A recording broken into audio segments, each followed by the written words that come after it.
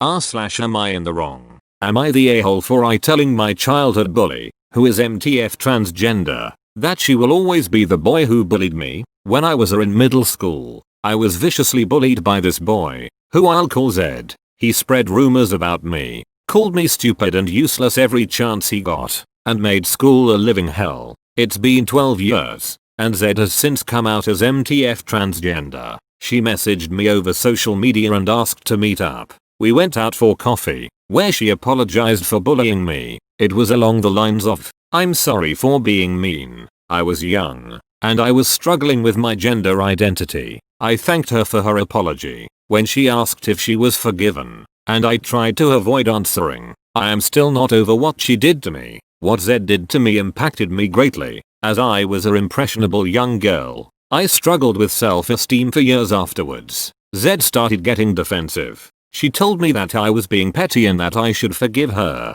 I told her, "Why? You will always be the boy that bullied me. An apology won't change that." She got really offended when I said the word boy, and said that I was misgendering her. She called me a petty, transphobic, vindictive, and ignorant, then stormed out. Am I the a-hole? NTA, if they bullied you as a boy in the past, the MTF transition won't affect that. You don't have memories of Zed as a female bullying you. Therefore, no matter what the present or future has to do with them, they will always be that boy in your mind. I wish all the PPL saying Op is the a-hole would read this. Op is not an a-hole for what she said. BC, the memories are of a boy bullying her. She could have said, "You'll always be the person who bullied me," I suppose, but Zed was presenting as male when the bullying happened, and those are Op's memories. A lot of trans people seem to think that you have to forget about who they were and anything they did from before their transition, and that mentioning it is the same as violence and bigotry and transphobia. IDK. The only people who try to hide their past that much tend to have ducked up things in their closets.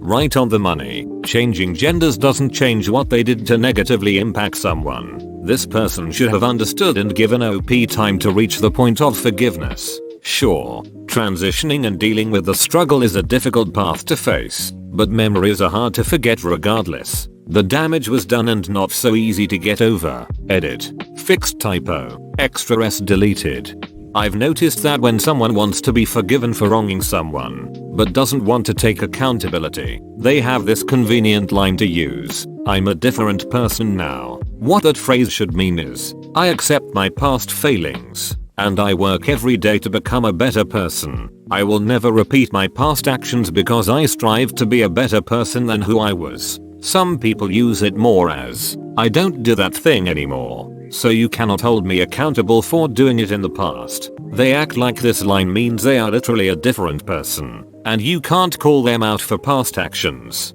because it wasn't them doing it. But them going through a personality behavioral change doesn't negate the fact that their actions hurt someone else. NTA. She wanted to apologize for her sake, not yours. Exactly. This was in no way about making OP feel better, it was about making herself feel better. People often forget that offering an apology does not make you entitled to being forgiven. This is why, when I've been apologized to by people who have severely wronged me and I'm struggling to forgive them, I always ask, "Why are you sorry?" If they answer quickly enough with an explanation that includes me and my feelings and shows they've really thought about this, I know it's genuine. If there's a pause, or they struggle to explain why in a way that isn't, frankly, all about themselves and how they feel, then I know it's just a masturbatory apology and they can continue to go duck themselves. Am I the a-hole for leaving my wife by herself when she talks in a cringy manner? Ever since we, 27, had a baby, my wife had been talking like a baby herself, rather than teaching the baby to talk like a person. It's as if my wife's language has become baby-like. She would make noises in between conversations like body body chew up and a wow fwatata, even when talking with adults. This is especially embarrassing when I am with her in public places. When she talks like that to complete strangers, I have been telling nicely to her to not do that, but she would just laugh it off, totally oblivious to how people around us stare whenever she talk like a baby. I have to point out that she is not in the spectrum, just a crazy new mum. In fact, too crazy sometimes. It was a day off for us when we have my parents babysitting the baby and we finally have some time by ourselves. We went out for dinner and she done it again. Talking to the waiter. Something like this. Yippee thanks yeah ha ha ha.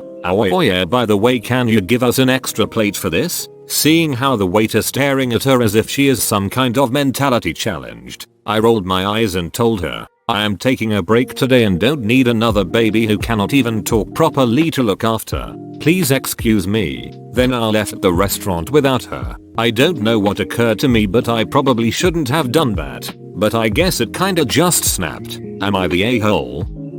Everyone sucks here. Ditching her at a restaurant is unkind and a little dramatic. Talking to complete strangers in a baby voice is crazy and embarrassing. I don't blame you at all for being frustrated and walking away, but she's your wife, and sometimes people we love are imperfect. Try to react with kindness. She's probably an exhausted walking zombie right now. That being said, her behavior is weird and atypical for new moms. I'd have a sit-down conversation, and don't let her laugh it off. If she starts brushing it off again, I'd say, I'm not joking. This is strange behavior that's really starting to worry me. Make it crystal clear you're disturbed, and if she persists, tell her you're not interested in a date night until she can act like an adult. Ditching her isn't going to solve this problem. Communicate the concern and go from there. Everyone sucks here. The concern has been communicated, but it's been repeatedly laughed off. The advice this person replied to was to not let her laugh it off, to push the issue instead of allowing her to change the subject, and to change the status quo so that she'll know what he expects, and what she can expect. You're right that OP has brought the issue up. That doesn't mean they've effectively communicated about the issue though.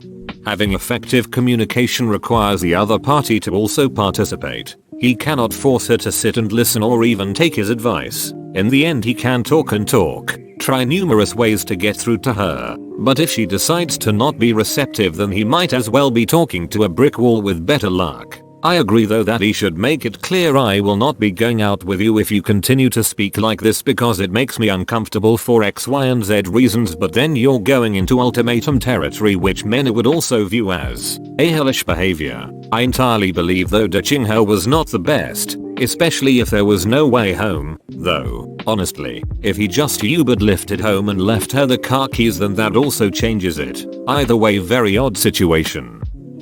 Info. How long ago did your wife have the baby and who is the primary caregiver of the baby? Because if your wife is basically at home with a newborn all the time and not getting enough adult interaction, that speaks to a bigger problem than you being embarrassed and acting in a cringy manner. Who the duck seriously ditches their wife to teach them a lesson? I will never, ever forget the time when, after spending way too much time alone with an infant and a toddler, I was standing in a store next to a grown adult man who sneezed, and I unconsciously mimicked him with a loud, playful, "Achoo, babies, man, they will mess with your head."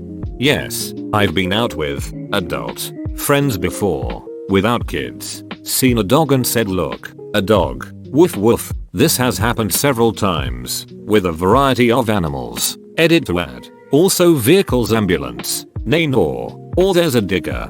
BRRRM BRRRM. Dig dig dig. Hell, my wife and I don't have kids and we still do this. Sometimes we'll drop the animal name and be like look, a meow meow. Also, no animal we randomly see is ever full grown. Every dog is a puppy. Every cat is a kitty, when they are not meow meows. Meow. NTA. This sounds so bizarre. I couldn't even imagine exactly how it sounds. She may be going through some kind of psychosis. Many women experience chemical imbalances, hormonal imbalances after childbirth. This may seem a little harsh, but you could record her and then later when speaking about it play it for her. Sometimes people don't know how ridiculous they sound until they hear a recording of themselves. Edit to clarify, I don't agree with abandoning her in these moments, but I do understand why you did. However, you shouldn't do it again. Marriage is about communication. Speak with her directly about it and ask her why she thinks she's talking this way and would she be willing to talk to someone professionally about it. Clarifying again, I don't think he's the a-hole because I understand why he left. He's human. That doesn't make him an a-hole. OP, I hope you find closure in this situation and you are both able to work through it. Best of luck to you both. Am I the a-hole for wanting to go to the funeral of a girl that I helped get addicted to drugs? I'm 26 and clean from heroin for 3 years. I was also a piece of shit and used to deal for a while. I managed to get with a beautiful girl named Marcy when I first started getting into the thick of things. She knew who I was, but she said she loved me. I will regret this for the rest of my life. But I was the person who shot up Marcy for the first time. After that, there was no stopping her. She stuck around with me, probably because I was her dealer more than anything. But then I got clean and never saw her again for a long time. A year ago she reached out to me on Facebook and told me that she had been clean for a few months, and she said that she didn't hate me for what happened and she hoped I was still clean. Last week I got a call from my sister who told me that she saw on Facebook that Marcy had OD'd and there was a funeral service this upcoming Thursday. I immediately just burst into tears because I hoped that this would never happen and I feel so much guilt over it.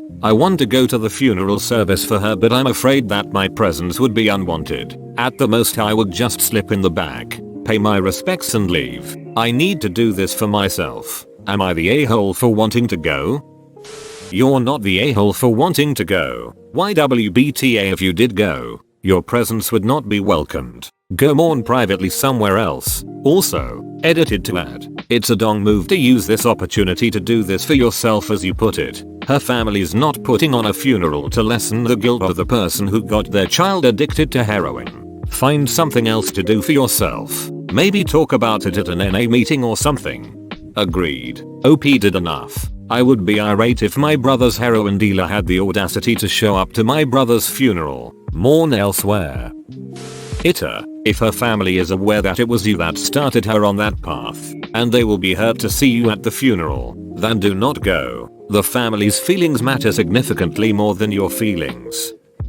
If you go, you AITA, sorry dude. Hear me out, because I am saying this with a frame of reference. I unfortunately have had to deal with more than one opiate addict in my life, and even more unfortunately had to cut more than one opiate addict out of my life. You can only help someone out so much. After a while it gets to the point you are enabling the addiction, and if they won't make the effort to let you help them into recovery, then you just have to cut ties. If you've never been there, you cannot fully understand. Anyway, I seriously begrudge those who exposed my one-time close friends to the drugs initially. No one is special. No one won't get hooked, and you knew when you stuck that needle in her arm. You knew the pain. You knew the withdrawals, and you knew the danger you were putting her in. You exposed someone you supposedly cared about to it. Her friends and family know you knew all of that when you stuck that needle in her arm. They hate you, dude, and do not want you there. Do not go. I am genuinely glad that you got clean. I know it isn't easy. The fact that you are clean is only going to make the situation worse for her friends and family. You have your life.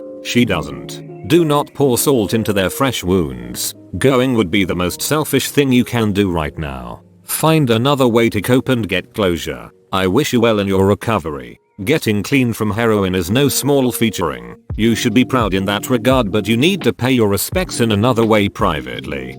Thanks for taking the time to respond. It means a lot.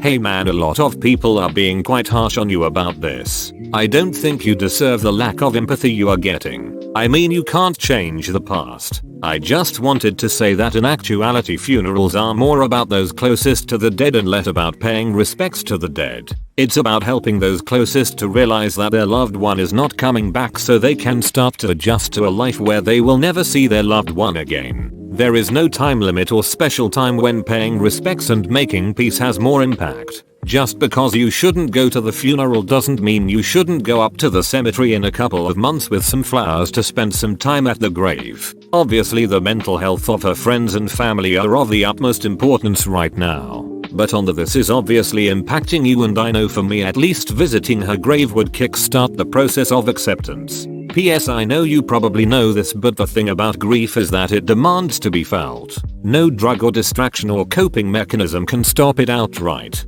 It might seem like a silly suggestion, but making time to feel your feelings might be helpful. Just sit and think and cry for a while. I'm rooting for you. Whoa, you made it to the end? You're a ducking mad lad. I'll cut you a deal. Smash like and subscribe for more curated content. It's free and that's a great price.